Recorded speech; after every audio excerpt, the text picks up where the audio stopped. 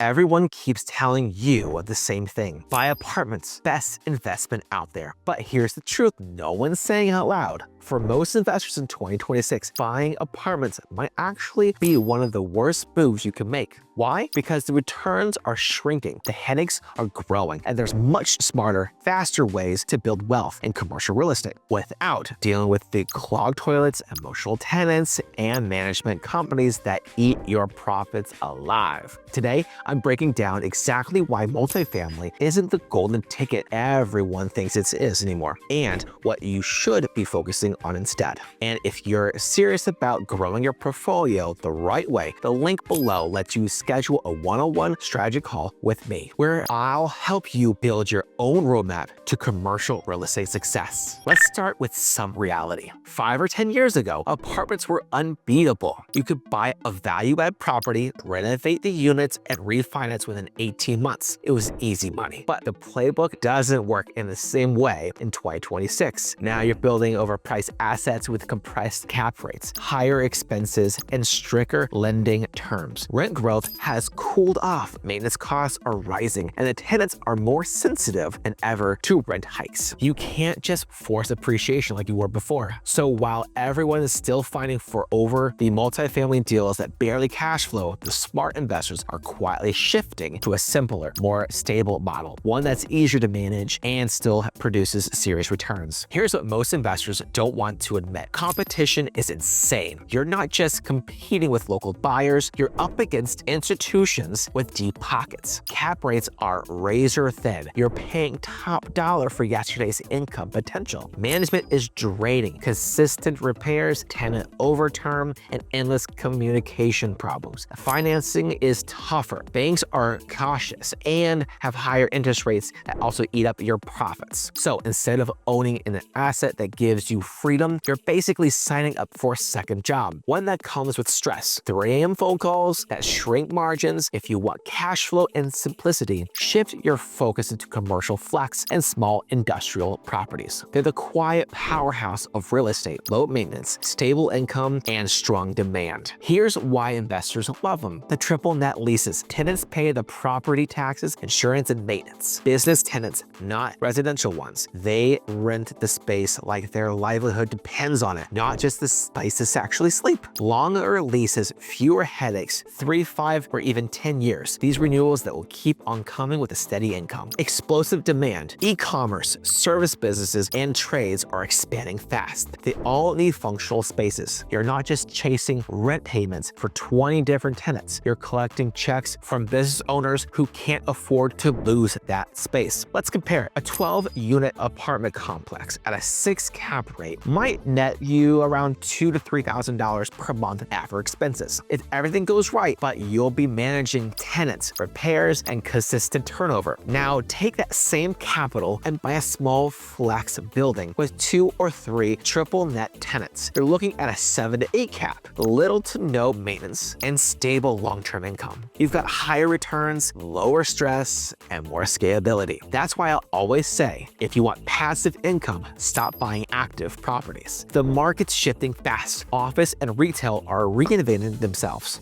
but small industrial and flex properties, they're in the middle of the boom.